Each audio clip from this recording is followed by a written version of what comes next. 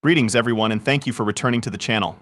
I am Rich and I am once again making another video on XRP today. As always, I am with you. Consequently, I wish each and every one of you a nice day today, no matter where you are in this magnificent globe.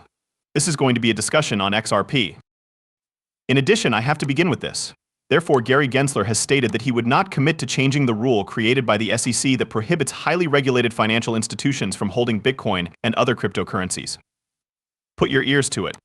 For now, I would like to proceed to SAB 121. In addition to causing harm to investors in the financial system, the Securities and Exchange Commission (SEC) went beyond their power when they issued SAB 121. I am Chair Gensler. In regard to Senate Bill 121, I have made multiple calls to your office and requested a meeting with you to discuss this matter. Your office has completely disregarded each and every one of our demands. Your presence before Congress today to respond to my inquiries is something I am extremely grateful for. In light of the fact that majorities in both chambers of Congress, including other Democrats such as Majority Leader Chuck Schumer, voted to overturn Senate Bill 121, do you have any regrets about your decision to support the Senate bill? Staff accounting bulletins have been distributed by the Office of the Chief Account, if you remember correctly. In 50 years, public corporations have been addressing questions about how to account for cryptocurrency and whether or not it is a liability. It is 121 since it is the 121st 1 year since the year 1950. What we discovered is that bankruptcy court after bankruptcy court has stated that it is a liability of the corporation. As well as FTX and Terraform, Celsius and Voyager, bankruptcy court after bankruptcy court has taken this position. Therefore, I believe that the accounting that was published in the staff bulletin was helpful in assisting public firms in comprehending that. I am grateful to you. Be aware that he has stated that, in light of the failure of FTX and other cryptocurrencies, he does not believe that it is safe for banks to keep cryptocurrency or to get engaged with cryptocurrency. At the time that the collapse of FTX occurred, I mentioned that this is going to be a cause why they need to implement rules around cryptocurrencies. Nevertheless, we do not have any regulations either. In light of what has transpired, it appears as though Gary has not taken any action. A very clear distinction was made between run accountability and nonpartisan independent agency. You were unsuccessful. The Securities and Exchange Commission made a mistake when it issued Senate Bill 121. If you continue to do this, the ecosystem of digital assets will become less secure. Please let me know whether you are willing to commit to rescinding Senate Bill 121 today. Chair Gensler. It is not a bad accounting practice. Publication that is currently available, and in the event that someone comes in and collaborates with the Office of the Chief Accountant in a consultative manner, it is a bankruptcy remote, and a number of banks and broker-dealers have done this. If they are holding the customer funds, then it is the consumers who are the ones who are genuinely responsible for the situation. Exactly, it is the farthest thing from going bankrupt. Because time is limited in this location, you are regaining my time. According to him, if the funds come from the customers, then the possibility of bankruptcy is extremely low. On the other hand, he seems to leave that in a bit of a gray area. Nevertheless, what transpired with BNY? Consequently, BNY are now free to disregard SAB 121 and engage in activities such as Bitcoin exchange-traded funds and other similar activities. Where does BNY stand in comparison to other banks, and what sets them apart? At this point, it is highly probable that Gary was compensated by someone to give the go-ahead to BNY. According to my point of view, there is no other way that this could have occurred. News from BlackRock: an amendment to the custody agreement between BlackRock and Coinbase has been filed with the SEC. Within 12 hours of receiving instructions from the trust and its authorized representatives, the amendment amends Section 2.1 of the Custodial Services Agreement. This is subject to particular balance requirements. Additional information regarding the change can be found in the filing that was submitted to the SEC. What I don't understand is this now. It is not possible for BlackRock and Coinbase to just create their own guidelines with the SEC. Then why is Gary not putting up a fight against this? Most likely due to the fact that it is BlackRock. On top of that, they just stated, listen, this is how things are going to be. And you are going to go ahead and give your approval to it because it appears like the SEC is offering a pay-to-play system. Exactly the same reason that it is a paid activity within the United States of America in general. During the year 2024, it is anticipated that new crypto banks will increase their responsibilities as custodians of cryptocurrencies. These banks will utilize their knowledge and asset protection while simultaneously adapting to the requirements of their customers regarding the custody of digital assets.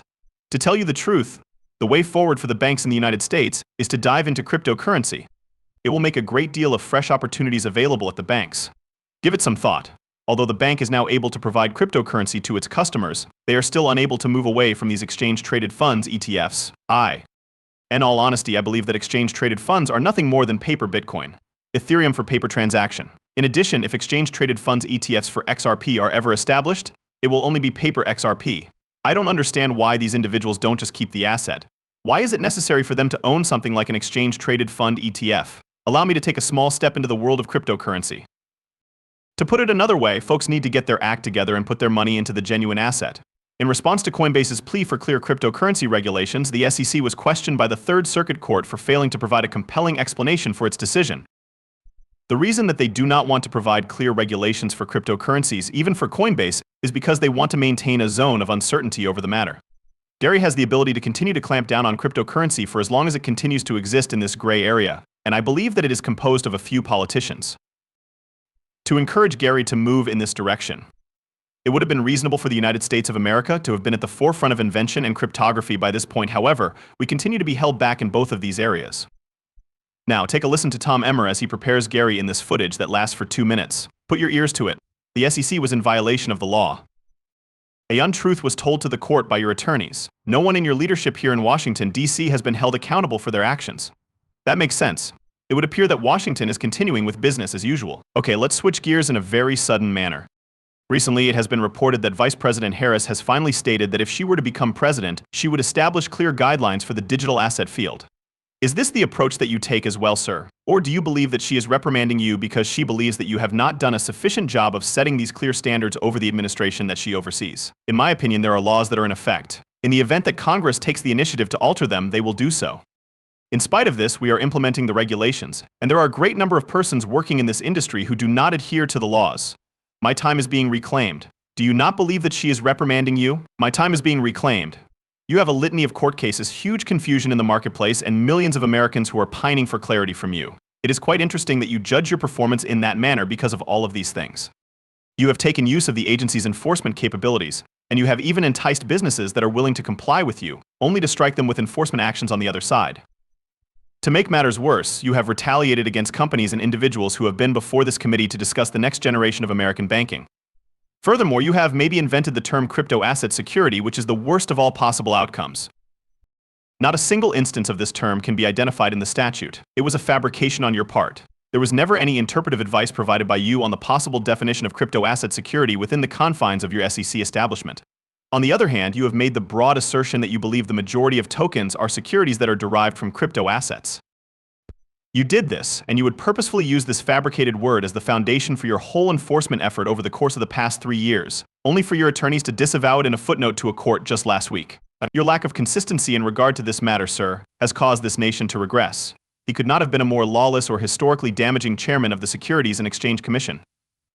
It was a pleasure to listen to Tom Emmer question Gary, but it is likely that Gary will be remembered as the worst chairman of the Securities and Exchange Commission (SEC) in the history books.